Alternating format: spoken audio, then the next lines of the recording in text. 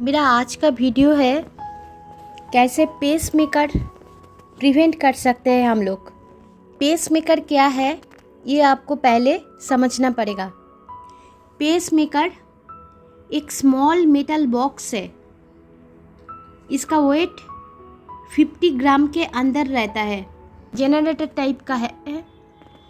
जब आपका heart slow beat करता है, अदरवाइज बहुत फास्ट बीट कर रहा है, अदरवाइज दोनों सिचुएशन एक साथ है, तो इसको रेगुलेट करने के लिए बाहर से ये जनरेटर को आपका हार्ट मसल के साथ ऐड करना पड़ता है ताकि हार्ट रिदम में बीट करे।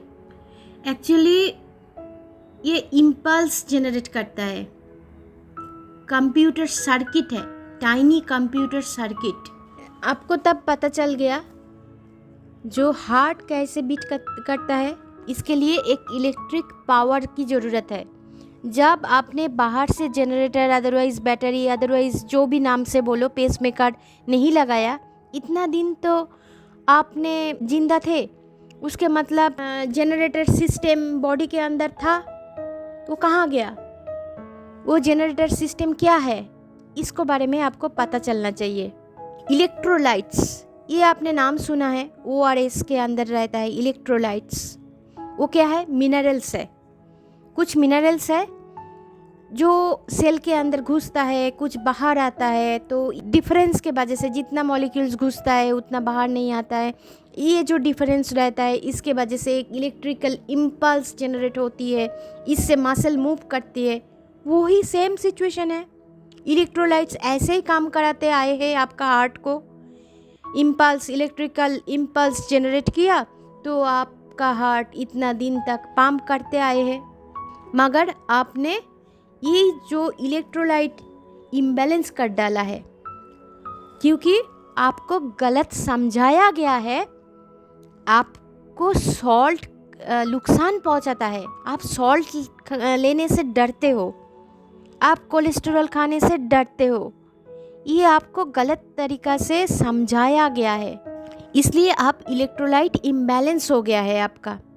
तो आपका जो इलेक्ट्रिक चार्ज, जो इम्पल्स जनरेट होने का था, हो नहीं रहा था। इसके बहुत सारे कारण हैं। फर्स्ट है, आपने शायद वो सब दवाई यूज़ किया है जिसके साथ में इनहिबिटर, अदरवाइज ब्लॉकर ऐसे नाम जुड़ा हुआ है।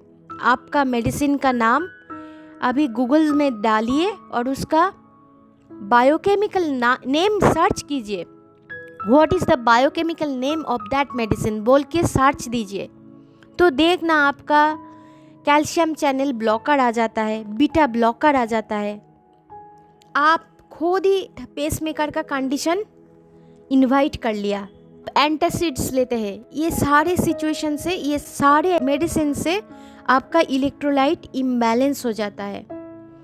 और मेन कौन सा मॉलिक्यूल्स आपका हार्ट के लिए इम्पॉर्टेंट है, पूरा बॉडी के लिए इम्पॉर्टेंट है, बॉडी का जिंदा रहने के लिए, वो है mainly calcium, magnesium, potassium, iron and sodium.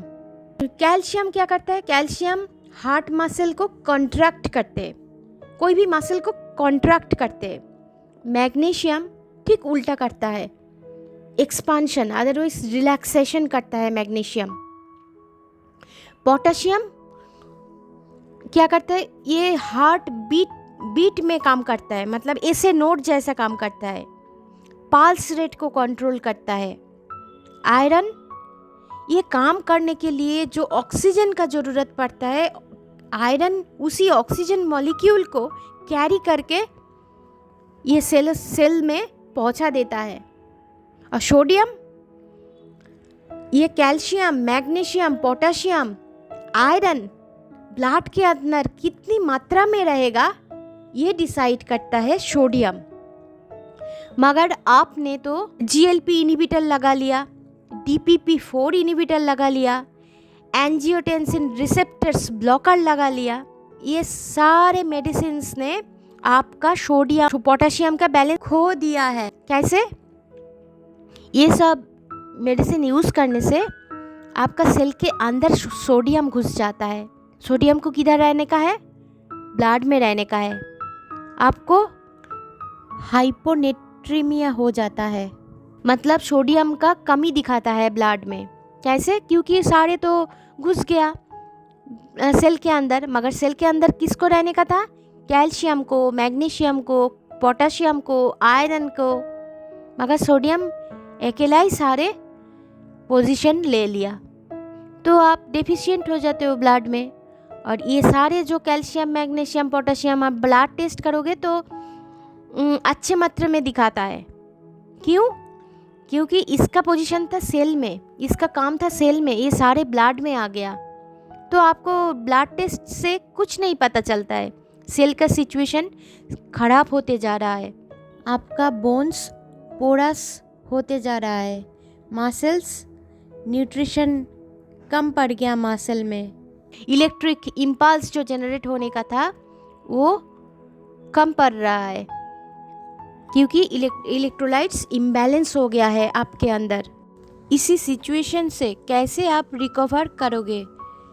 First, आपको विटामिन डी लेना चाहिए, क्योंकि vitamin D calcium, magnesium absorption में काम आता है, और कैल्शियम, मैग्नीशियम विटामिन डी को एब्जॉर्ब करने में काम आता है, वाइस वर्सा है, फीडबैक मैकेनिज्म में काम करता है ये तीनों। आपको एक महीने में 60,000 IU विटामिन डी लेनी चाहिए। कैल्शियम आपको अपना फूड से डाइजेशन करके, प्रॉपर डाइजेशन करके फूड कैल्शियम को यूटिलाइजेशन में लानी चाहिए, क्योंकि कैल्शियम सप्लीमेंट लेना बहुत ही खतरनाक होती है, क्योंकि ब्लड के अंदर एक नैनो बैक्टीरियम रहता है। आप एक्सेस कैल्शियम सप्लाई करोगे तो वो खोद के बाहर एक गुहा जैसे बना लेता है, वो आर्टरीज के अंदर प्लैक्स फॉर्मेशन कर देता है। इसीलिए कैल्शियम सप्लीमेंटेशन अच्छी बात नहीं है। आपको विटामिन K2 लेनी चाहिए। K2 लेने से वो प्लैक्स जो बनता है वो आर्टरीज का वॉल में बैठ नहीं पाता है, निकल जाता है। आपको एक्सेस पोटाशियम लेना चाहिए। पोटाशियम आप फूड से ले सकते हो, मगर बिल्कुल बनाना से पोटाशियम लेने का इरादा मत कीजिए, वो एक बेकार का आइडिया है। मेरा बनाना वाला वीडियो देख लेना, तब समझ में आ जाएगा क्यों मैं मना कर रही हूँ। मैग्नीशियम भी आप सप्लीमेंटेशन के ज़रिए ले सकते हैं, मगर मैग्नीशियम ग्रीन लीफी वेजिटेबल्स में बहुत अच्छी मात्रा में रहता है, क्योंकि क्लोरोफिल का स्ट्रक्चर में सेंटर में मैग्नीशियम रहता है। तो आप क्लोरोफिल रिच फूड्स लोगे तो मैग्नीशियम आपको मिल जाएगी। रहे बात आयरन की, आप नॉन वेजिटेरियन हो तो आयरन की कोई चिंता नहीं है। आप अंडे से, मीट से, स्पेशली फिश से आपको आयरन मिल जाएगी। आप वेजिटेरियन हो तो आपके लिए थोड़ा दिक्कत है, क्योंकि बायो अवेलेबिलिटी का क्वेश्चन आता है। तो आप प्लांट से आयरन लेने का कोशिश कर रहे हो तो साथ में विटामिन सी भी ले लेना नींबू के रूप से, ताकि वो आयरन आपका शरीर में एब्जॉर्ब हो जाए। लास्ट में एक इम्पॉर्टेंट बात मैं बोलना चाहती हूँ। ज़्यादातर उम्र वाला लोगों के अंदर मिसकंसेप्शन है, ज़्यादा पानी पीने से कॉन्स्टिपेशन नहीं रहता है। ये बिल्कुल गलत है। आपको लिमिटेड अमाउंट पानी पीना चाहिए, क्योंकि पानी भी ऐसे डाइजेशन के हिसाब से ही बॉडी उसको ट्रीट करता है।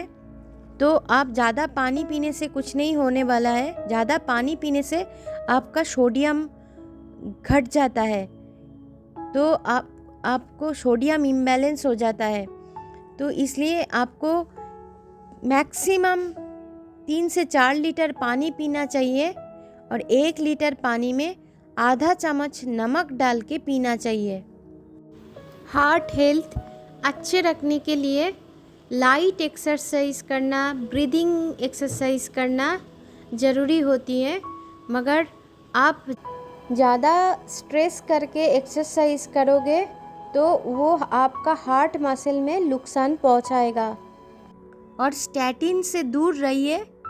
स्टैटिन आप लेते जाओगे तो आपका पेसमेकर कंफर्म हो जाएगी। मेरा वीडियो सुन के आप चौंक गए हो तो आप खुद रिसर्च करने बैठ जाओ, गूगल स्कॉलरी आइटम ढूंढ ढूंढ के, एब्स्ट्रैक्ट पढ़ के, और मेरा वीडियोस को लाइक्स शेयर ज़रूर कीजिए और सब्सक्रिप्शन बढ़ा दीजिए ताकि मेरा एंथू बना रहे। थैंक